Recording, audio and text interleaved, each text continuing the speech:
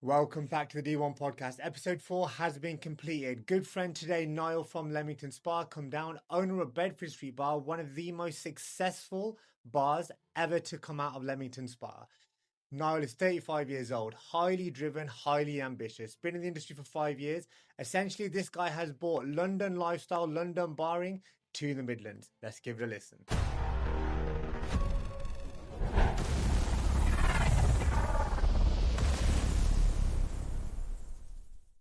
Wada bing, wada bong. And that is exactly the best way to introduce you into the show. Welcome to the D1 podcast. Thank you for having me. Niall, introduce yourself. So I'm Niall from Leamington. I currently am my main project at the moment is that I am one of the owners of Bedford Street Bar in Leamington Spa. It's on the main drag, so it's a very successful bar. Obviously, we've been up and down in terms of business, with some waves and strays and things like that. But I mean, like the main thing now is obviously we've got the World Cup. So our main focus is the World Cup and pulling as much money out of the customers as possible and giving them obviously an experience like no one else is doing. Yeah. So through that, we've basically come up with ideas such as the big TV screen in the garden, entertainment that is football related. And through that, it's going well so far. I knew you were going to do that. I was going to go straight to the... I knew you were going to tone yourself down. Like, how old are you? 35. So if that was me and I was introduced myself like that, I would have been... your age first. Yeah, like 35-year-old, you are the main man in Leamington. Let's not get it twisted. Your bar in Leamington, Leamington Spa, affluent area, your bar is comfortably not only the busiest, pretty much the longest standing, most well-known, and the most innovative in Leamington as well. And I'm 43 and I don't go barring, but I knew about your bar before I knew you. So that's testament to you. Okay, yeah. So you got to be a bit more confident about you. I know. Yeah. So how long have you been in the bar game? Okay, so I was actually there when I was 18. Okay. And I worked for who is now my business partner. I was just a Friday, Saturday staff member. And through that, just worked like a dog, basically. And through that, went to university. Through university, I would come back and help her out when she's been in like periods of no management and she had holiday book, for example, or so I basically would come back and through that, I was a trusted member of staff, basically. And then through that, built a working relationship, and then out of work, built a friendship, and who is now one of my best friends and also business partner. That's amazing. I never knew. I thought you bought into the bar, so you've worked yourself from ground up. I did then buy into the bar. I basically moved to Dubai. And I was there for 5.5 years. Okay. And I worked for Emirates. So complete different career path. And then through that, when I came back, it was offered to me. And, she knew that she could trust me and work together. And, we've always kept one sort of thing in our heads, that it was anything to do with business is never to affect our friendship. And that's why we've kept a clear line down the middle. Amazing. Business is business, friendship is friendship. We can fall out in friendship and still go into work the next day and work together and get shit done.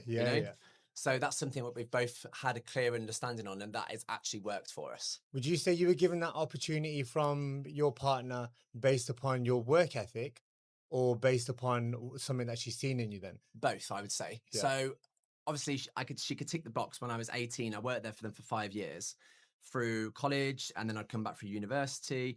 I'd come back for Christmas from uni, and then I'd always pick up hours and pick up shifts. So that was always guaranteed work for me. So obviously it was winner for me and winner for her.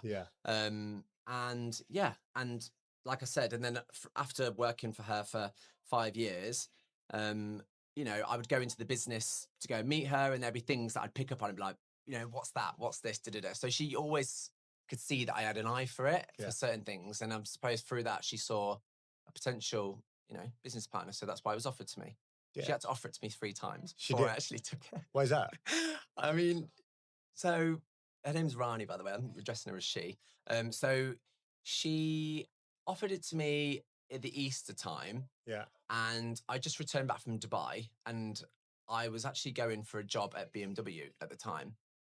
I always wanted to be a car salesman. Is it? Always wanted to. In year 10, when you do your work experience, I went and did it at Volkswagen because I always wanted to be a car salesman. Yeah. As weird as that sounds. And it's not the career path that people would put on my forehead if there was to do, But especially knowing you now. Yeah. I'd buy a car if you though. I know. It's all about the face, isn't it? And building a trust and stuff like that. And, it's like, I know we're probably going to talk about, employment and things like that. But one of the things, if you're, for example, buying off somebody, is that you've actually got to like the person. In the first 30 seconds if you like the person or not. In the first instant second when you look at them, you shouldn't judge a book by its cover, but it does get done naturally. Is what the brain is programmed to do in today's society. And and I suppose that's why I did well at BMW, and I liked all my colleagues that I worked with. Yeah, it's a dog eat dog world. Sales is tough. People come, people go if they're not hitting the targets. And even like, for example, like my management at BMW, I liked every one of them, and I generally did. And they say, there's always one dickhead in the workplace. I generally liked everybody. In such a big showroom and stuff, there was like, the service department, great. Sales department, great. Everybody was good. I enjoyed going to work, and I suppose that's why, I was positive and made some good money. Yeah. I'd never done it before. There's people who'd been in the game for like, 10 years plus who were on the team.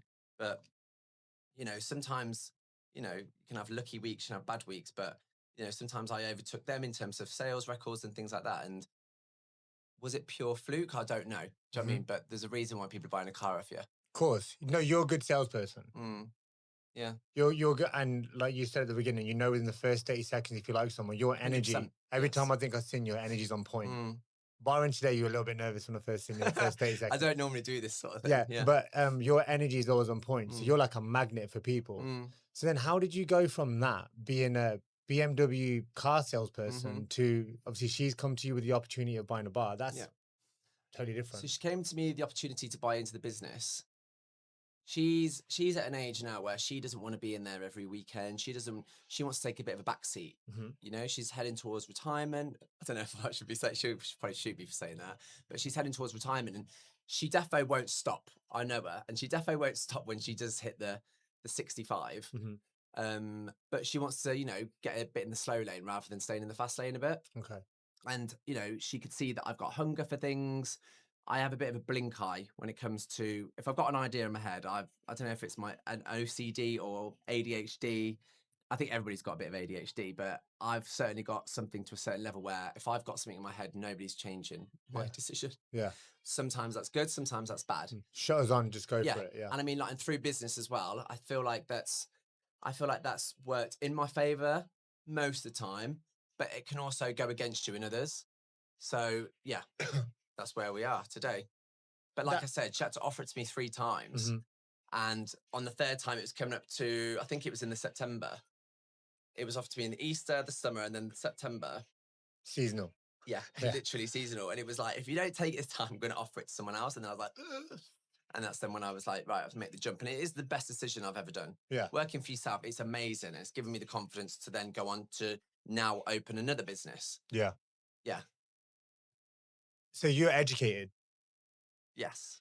What kind to a certain degree? No, but you went to uni? Went to university. Did you get your degree? Got my degree. So you're educated more than probably 90% of people your age now? I did design at university. Okay. And that has definitely come into me being creative now. Okay. I've definitely got a creative eye, creative mind. And that's where we also work great together as well. She sometimes lacks in that, but she's great with pen to paper. Like she's the hub of like, getting things filed on time and things. Whereas I'm a bit like, meh. Do you know what I mean? And I then also don't know that's where I need to take, I do need to take a bit of a leaf out of her, but when it comes to now opening my own business as well. And obviously it's splitting my time correctly. And that's where it's going to be a lesson learned and things like that. So a learning curve, shall we say. What importance do you think that education's made on you becoming successful? Played on it, sorry. Yeah, totally. I mean, I feel like it is important to a certain degree, but did I really need to go to university? No. I worked in the industry for what I did at uni for 3 years after in London. That's nothing to do with what I'm doing now. Yeah. And obviously I've had all that debt from university. I mean, like, to be honest with you, if it was the price of university that it is now, I got in the last year when it was the 3,250 quid or whatever it was. Now it's 9,000 something, and I think it might even be I don't know. It might even be going up. It's ridiculous. It's ridiculous. It's awful. Yeah. So then what they've done is they've segregated it into the wealthy and the poor. Yeah. You know, and I think unless you've got 10 grand a year is ridiculous. That's before you've even put food in your mouth or paid rent. Yeah. Where you're living in, well, you know, whatever university you decide to go to. Yeah, you get grants and things if your parents are on lower income and things, I'm sure, but that doesn't cover the half of it. And it all depends what course you were doing. Yeah. For example, I was doing things where I could go into university and spend £300 on materials in one day. Yeah. A conversation with my lecturer before handing could cost me another 250 quid, where she wanted to change things and it was dangled in front of you, you know, I think you should change this. And obviously, you know, some people could go, no, I like it, but she was all marketing. Yeah. So it's also playing the game as well. Yeah, it was a university degree, but it's also a bit of a game as well. 100. She's the one marking the, you know, the project to the end. You have to do what they want. Of course you do. It's about playing the game and, you know, knowing your audience as well. So what's now, like, would you deem yourself as successful? Look, I mean, for example, when I'm in the business, going back to business, well, it's not all about business. It's rich and poor and, you know, friends, money. Yeah. There's all different signs of in rich in the business world, would you deem yourself as a success? Yes. Yeah. I would. As I don't ever think of it. Yeah. Obviously, now you've asked me the question, then I dig deep into my thought. Yeah.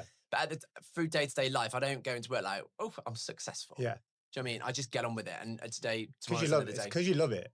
I do love it. Yeah. It's a lifestyle rather than a job. So what's a trait that you've got that you think makes you successful? Persistence. Yeah. I would definitely say persistence. Like I said about if I've got an idea in my head, it takes a lot for someone to shut that down. Yeah. I've had like heated debates with, you know, business partners, husbands over ideas. And, you know, for example, like I know going back now to the football, I'm not a football fan. For example, 2 years ago when it was the Euros, I got into a heated debate with my business partner's husband, who is a very, very big football fan. Like he's football through and through. And I wanted to go for the big screen in the garden. He was totally against it, you know, weighing up costs and things like that. It cost us £4,000 over the 4 weeks, £4,500 over the 4 weeks. Is it going to be busy? We're not known as a sports bar. There's a sports bar around the corner. So do you invest that £4,500, which might be a small, pretty penny to some people, but it might be more to others? And he was against it. He said, no, we've got screens. We can put screens around the place. And I was like adamant. I was like, no, we're going to do it. We're going to make it a football fan park. And it was the biggest and best takings that we've done through the Euros tournament. Is that because you could see it before? I could see the vision. Yeah. And I was like, no, we are doing it. We're doing it. And, you know, I give all my graces to Rani again. If I've got something in my head, she's always been like, if you think it's going to work, you go with it. And that's how we work, because she could also put her heels in the floor and be like, no, I'm listening to Colin, her husband, for example, who is the one that would know if you were to put us on pen and paper. Yeah. Do you know what I mean? And no, it worked. And now, you know, we've then gone and bought a big screen for ourselves, so we're not paying the fees of hiring. And and there's a really, really good hype around it at the moment. And, you know, we're really, where we are now, we're in a really good position. You're number one. Yeah. And I mean, like, as well, we speak to reps and stuff that come in, and they're all telling us, so look, we're not saying that we don't struggle in certain departments. We do. I'd be wrong. I'd be lying if I said I didn't. But, you know, there's like 50 bars and pubs close in a month. You know, we are at the position where we've been able to invest back into the business. For example, we've just done like an £80,000 refurb on the garden. Not many people are in a position in that industry to give back and put back into the business, unless they're a big, huge chain where some you know, some sites are doing while others aren't, and they're supporting them. But, you know, we've also been through areas in the business where, you know, we're mainly wet led. So we are mainly a wet bar. Yeah. We also do food, but there's been times where the bar has been paying for the kitchen as such, but it's staying persistent. Of course. Trying different things and don't stop it until you start seeing, you know, the margins increase, basically. Yeah. So when you're obviously your bar, you have a lot of staff. Yeah. Now you're looking at hiring these staff. What do you look for? Okay. So like I said at the start, you know, the first 30 seconds or whatever, you already know if you like the person or not. Whenever somebody, for example, applies to work for us and with us, I always invite them in for an informal face-to-face chat. I never mention the word interview. Yeah. Interviews generally, in my experience, are a load of bollocks. I've blagged my way through interviews. I've always done well in interviews. Shock. Shock. Everyone loved I it. know. Absolutely sure, yeah. But it's a load of bollocks. You know, oh, I'm a great team player. They start the job. They're not a great team player. They're just, it's a script that they're just reading off that, you know, you've been taught from when you're probably leaving school. These are the key things you need to say into an interview, and they get lodged in your head. And that is part of what society tells you is a good employee in, you know. So I don't believe it. So that's why I've always said informal face-to-face chat. Yeah. I don't want to see somebody in a smart thing. I want to see them dressed how they would walk down the street. Yeah. Come natural. Yeah, and it's more natural. And then half the time, I'm not even talking to them about work. If I end up talking to them about other things off tangent, it means that I like the person. Yeah. And if I end up spending 45 minutes to an hour with them and we're talking about what they did at the weekend, it means that I like the person because I feel comfortable with them and I've liked the person, and therefore I'm going to employ them. Yeah. I can mold somebody into, you know, what the company expects and what we do and how we do things. But if you don't have the personality, it's energy. Game over. It's energy, isn't exactly. it? Correct. So one of these I did last week was with Ali, and she said that you can teach a system. You can teach someone how to read a book, but you can't teach energy. You can't teach Correct. You've either got it or you haven't. That's exactly it. Yeah, wicked. Yeah. So you're now an energy guy. Mm-hmm. Good energy and bad energy. What's a flaw that you've got? Or what's something that you have in business or in life that you think, and I don't want that you don't think it holds you back? And what's a mistake you've made in business?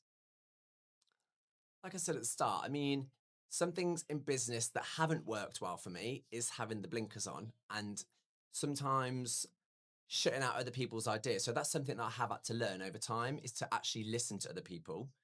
And I suppose a good trait is treating your staff well. Yeah. No, honestly, it really is. I mean, we've got long-standing members of staff. I've got one member of staff who's worked at the business for Rani for 15 years. Wow.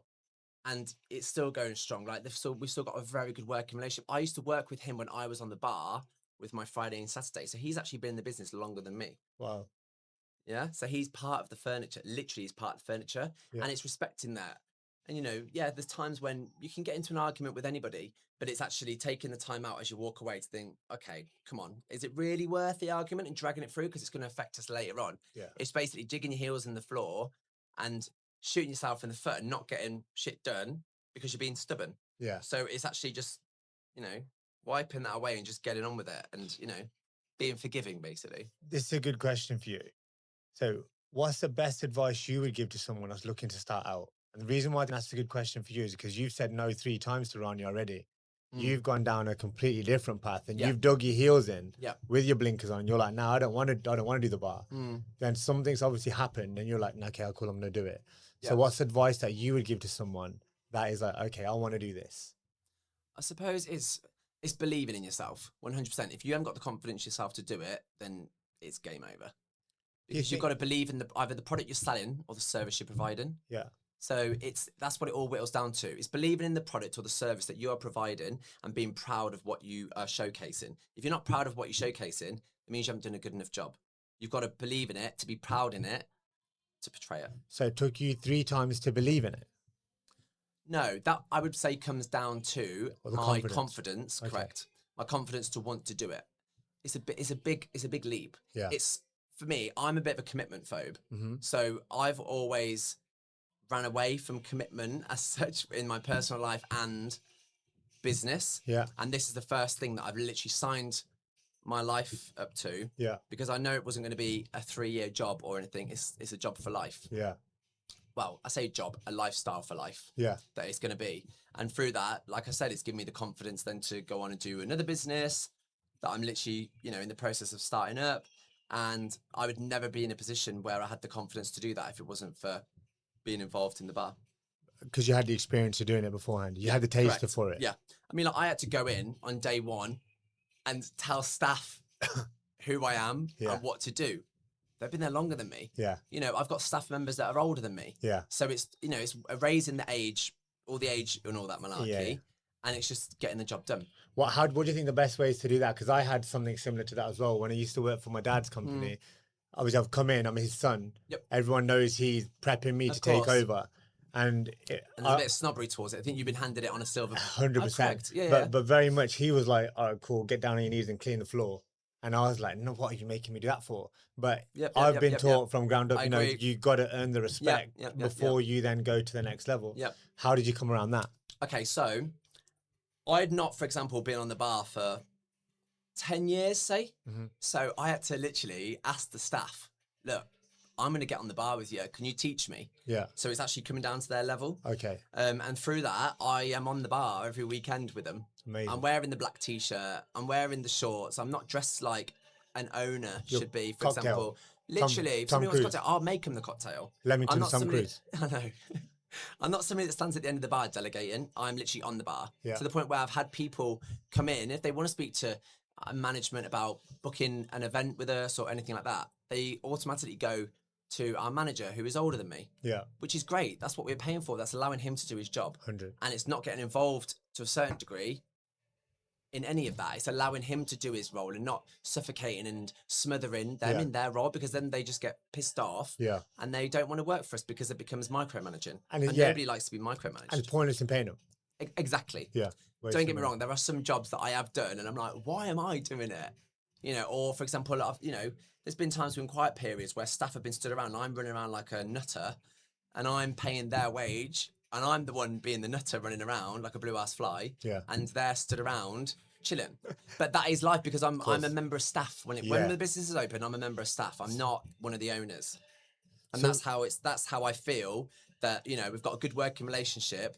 You know, I'm approachable to the staff because I'm on their level. Yeah. You know, I'm actually working next to them and they see me as a member of staff rather than somebody stood at the end of the bar on a pedestal, pointing the finger, telling them what to do. Yeah. What do you think then is the difference between being successful and failing? Because obviously there's been previous owners of that bar which haven't made it work. There's a fine line. There really is. It's not focusing on the money. That's what I would say. It's not focusing on the money. It's focusing on the progress and the process to get that. Obviously, that's the end goal. That's why we all get up and go to work, you know. Yeah, I do what I love, but people who work for the people aren't going to work mainly because they love their life. Yeah. Do you know what I mean? They'd rather go travelling or something. They don't want to be stuck in a bar, sweating their tits off, pouring pints for drunk people.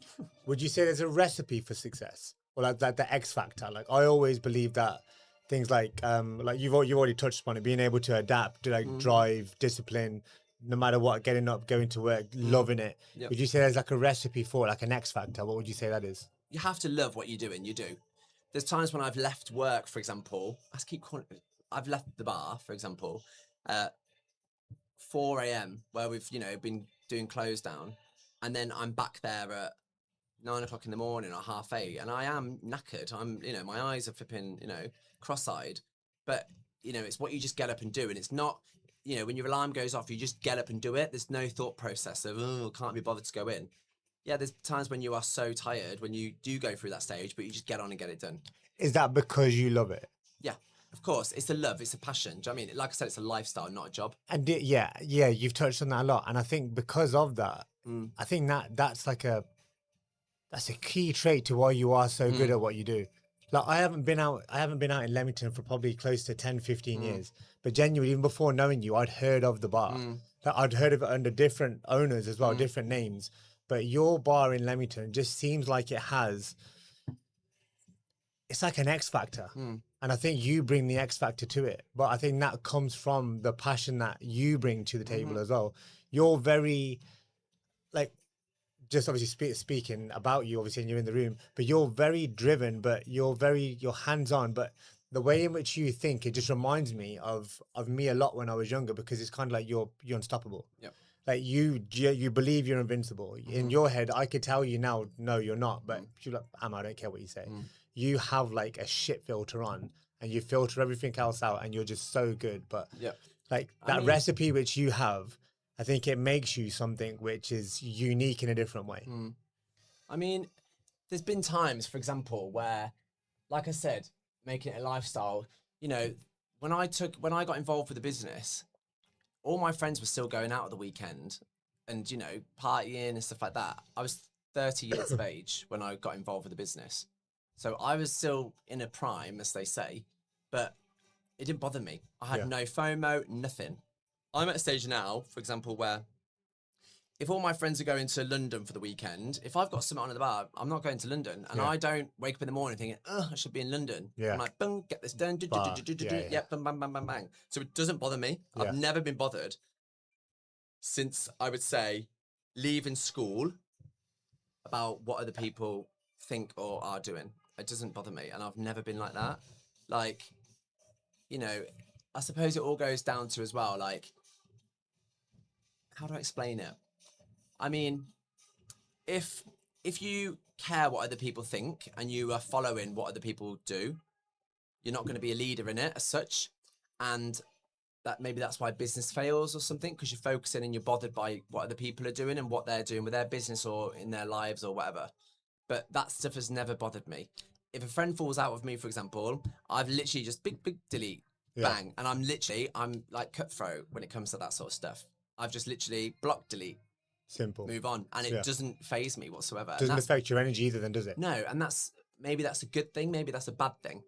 But it's kept me healthy-headed. Yeah. Yeah. So I would say it has worked in my favor. So you've now been in business for 5 years. Yes. So in that 5 years, what's the biggest mistake you made? Or what's the biggest lesson you've learned? Biggest lesson I've learned, I'd probably say is, like I said, be persistent, try and come up with new ideas. I mean, like, look, you can always try and get bigger ideas. This is talking about the hospitality industry, for example. You can always get bigger and ideas that you've seen on social media from other bigger bars. There will always be somebody bigger and better than you. And that's what you need to understand. You know, at the minute in Leamington, for example, okay, they may say big fish in small pond, but there's people in the big cities that are, you know, on the top of their game. But then there's people in other cities who are bigger and better than them. So there's always, if you're the richest person, there's always somebody richer than you, for example. If a yacht pulls up to the port, there's always a bigger yacht next door. Yeah. So it's understanding and coming to terms with that and actually being at peace with that as well. If you had to start again, what would you do differently? What would I do differently?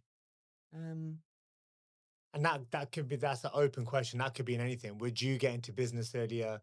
Would you not go to university and think? Because if it was me, that's what I was going to say. Yeah, I'm from Asian culture. Yeah, obviously Indian. It's told. You're forced. Yeah. So I remember I did not want to go to university. Like I had my aunties, my cousins, my cousin brothers, cousin sisters, my uncles. Like, you know, it's a big family meeting. It was spoken about. It wasn't even a decision for you to make. It was like, so when you go to university, simple. Yeah, you're going, like it or not. Yeah. So with me, but I've actually found that I never learned anything at university, other than perhaps maybe a little bit of confidence in how to deal with a few different people.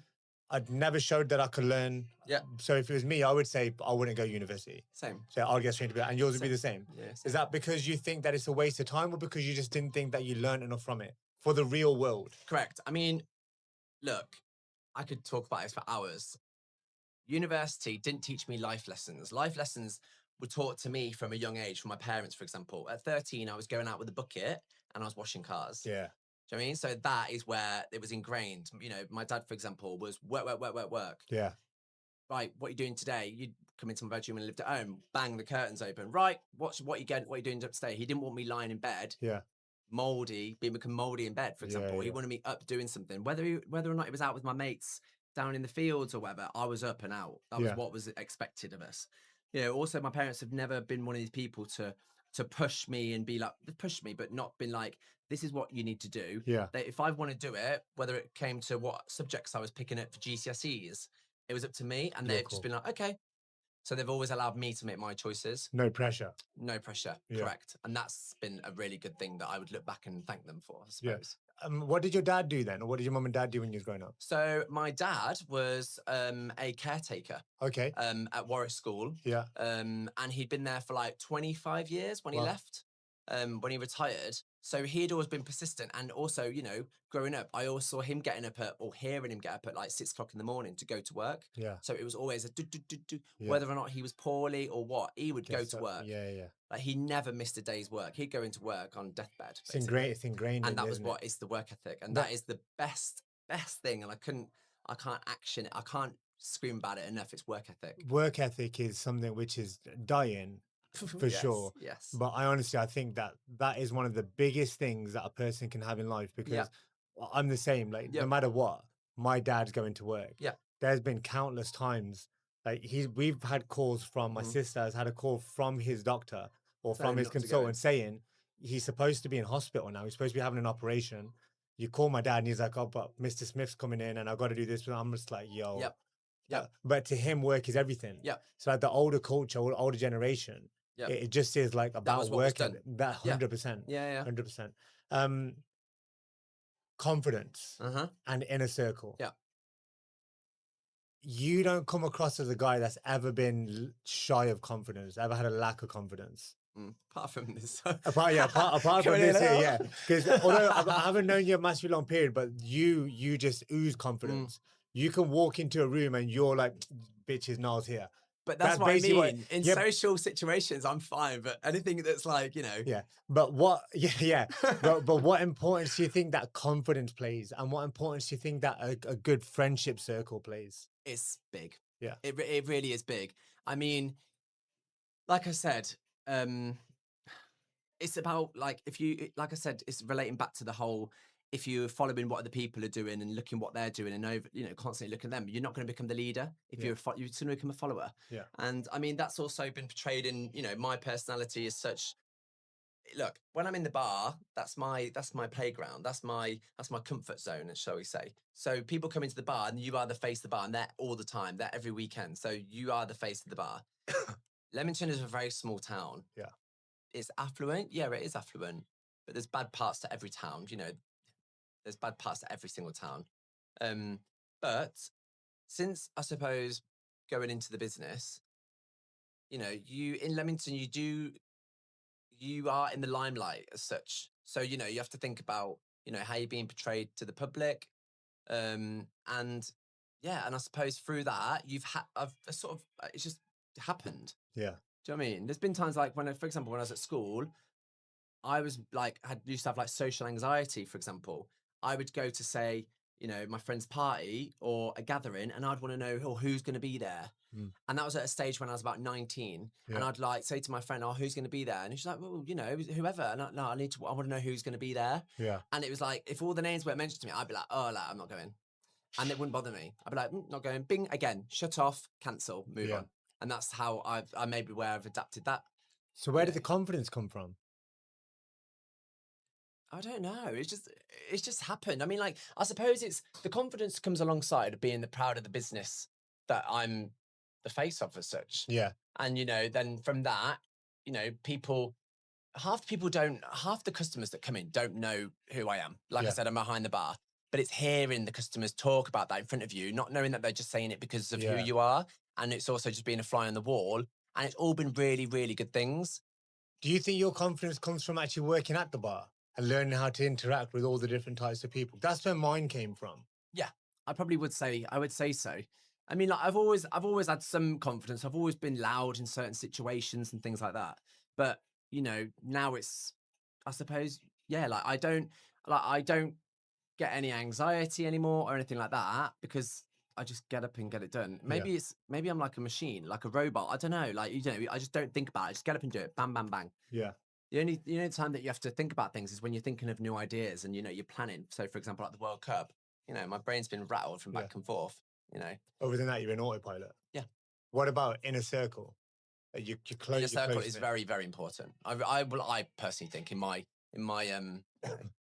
because I mean, when relating back to business, when I went into the business, my small inner circle, my inner circle shrunk. They say that, people, want to know you when you're up and they don't want to know you when you're down, but that's not always the case. So for example, my friends have been friends with me for a long period of time. Like they're all long-standing friends, but there was associates that were, what was the word? I don't know if it's jealousy or what, that, there was a bit of bad mouthing about me when I went into the business. So Envy. maybe it is. I don't know. But again, never really thought about it. Bing, bing, gone. And then and that's where your circle, do you reckon at that point, that's where your circle supports you? Yeah, correct. And it tightens as well. Yeah. Yeah. They're not all part the same friends either. So it's not like there's 5 of us who are all the best friends. Yeah. I've got, one friend. Yeah. They all know each other because of me, because I've always been on the basis of more the merrier. Yeah. So I'd rather them all I'd love it if 2 of my friends who didn't know each other but only knew each other through me were going out for coffees and stuff. I've never been one of these people that's like, oh, why are they go? I'm not interested in all that malarkey. It's like playground business. So now you've been in business for so long, obviously you're 35 years old. What's the best advice you received and what's the worst advice you received? The best advice. I think you're an example for people.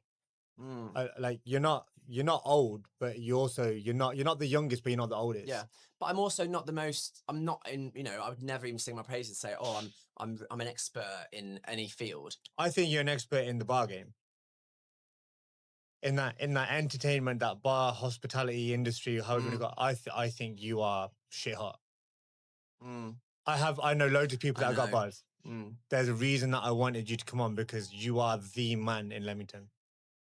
It's not very often you hear about a guy before seeing the guy. And all I've heard about yourself and your bar prior to meeting you was Niall's bar. And it was very much Niall's bar. So like, for example, the gym that we're in at the moment, it's called Apollo, but it's never called Ryan's gym or Emma's gym. It's always called Apollo. That bar that I'd always have, Niall's bar. So that's testament itself. So to get to that point, obviously, you've got to get advice. You have to listen to people. You're going to get good advice, bad advice. What's some good advice that you received? This is a really difficult question. I mean, good advice is I really struggle with this question. I mean, do you listen to advice? I've had to. This is what I've had to learn. This is what I was thinking. Like I've had to learn about taking advice on board and then putting my spin on it. Yeah. I've always been like I said, like sometimes I've had obviously like the blinkers on, but it's putting my spin on it. And, again, having a business partner who is great in one field. So it's taking a seat back when it comes to that, that situation and that, that department, and actually listening to her, for example. And that's where we work well. I've got the whole creative side of it and, the hands-on. And that's why it works well, because we've got clear lanes, basically. Yeah, you got good balance. You got good balance. Yeah. Okay, so what's bad advice you've received? Bad advice that I would probably say is focusing on the money. Focusing on the money. It's not all about the money. No. Obviously, that is what we get up and go to work for. Bills need to be paid. Yeah. But it's focusing on how you get to that rather than the end goal. Because you're just going to end up water filtrating everything out, swimming through it, pushing, wading through, and not actually, perfecting it. Look at the vision. The end goal. Look at the vision more than anything. Keep focusing. Whereas I'm all about looking at the vision, for example, and then the money will come later. And whatever that money is, obviously you can sort of forecast and things, this is what we want, but it's not actually making that the main focus. You're not going to end up doing something, obviously, if the money's not at the end of it, because you're going to go out of business. Of course. Make the dream come true, though. Correct. And then trying to, perfect that. And how can we then make that a money pit? So, last question for you. If you had to give your younger self advice, what would that be? Okay. I'd probably say it's all down to not caring what people think. Yeah. And again, focusing on yourself, staying in lane, staying focused, and thinking of an end goal that you want. At a certain age, I didn't know what I wanted to do. Look, I went to university, I did design, and now I'm in the hospitality industry. Yeah. So it's not always going to be the way, but it's also not ever burning bridges. Yeah. So, for example, I was just a Friday, Saturday worker, bartender at the bar. And because of my dedication and working like a dog, and her getting her money's worth out of me, basically, is why I'm in a position today where I'm part owner. Do you think that your path has been mapped out for you? I do believe that everything happens for a reason. Yeah. I really do. I've always been a massive believer of that. Because that's mad. So like you've worked there initially, you've gone in for the chat with your partner. Then you've gone in for the chat with your partner, you've gone to university, you're doing your thing, you're not leaving You're not leaving this. You know, that's always there. Yeah. But you know, you're going down a different path. You're forcing the path. I'm waving bye-bye to it. Yeah, that's it. Yeah, even to the point where moving countries. I want to be, I want to be a car salesman. You come back to the country, I want to be a car salesman now. But then even there's something pulling you back. Yeah. But I do believe that everything is mapped out due to the fact that, you know, I worked for Emirates. I was a trolley dolly, an air hostess. Yeah. But through that, I learned amazing customer service. You know, Emirates is up there in customer service skills. So then I've actually brought that back to the business. Okay. And that's why, you know, some of the staff think I'm a nutter, but some of the things that I'm asking them to do, they're like, what? Yeah. But there's a reason behind it. It's all the little detail that make it, you know, plush. Because it's stuff you picked up from somewhere else. Correct. You know, there's things that I didn't know about before I joined Emirates. So I've still taken things from that business and pushed that into mine. All your experiences that you dealt with. Correct. That's why it's coming from. Yeah. Sales pitches and stuff from BMW. There's you know, there's sales tactics and things. Yeah, there might be a bartender, but there's certain things that are said and not said for, you know, to get as much, you know, out of them as possible as well. Do you think now you can take your hand to any business? No. Why? Maybe that's because I'm not at a level where I'm at such confidence. I'm confident in the industry that I'm in. Yeah. Hospitality. Yeah. If you used to drop me in another field, maybe not so. Yeah. But anything creative, yeah, right, I'll do it. Anything revolving a lot of people. Yeah. Yeah, I think you're a wicked people person. Yeah. Honestly, I think people, like, entertainment-wise, I'm not going to say being center of attention, although you are always the center of attention, but like being in and around the mix, like you are the man. Like it's wicked to watch though. It's so good to watch because like when you see, I'm not old, but when you see like younger people who have like not come from much, blatantly grafted their absolute arse off, and they're making moves. Like that's what I'm saying. You're an example for other people that kind of think, I can't do it, but you know, living proof that you can. Yep.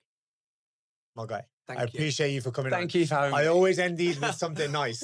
Nah, I told you it's chill. That's all right. But on the real, and I always start with on the real, you are one of the best bar owners I've ever come across. I haven't seen you in your bar, but I just know.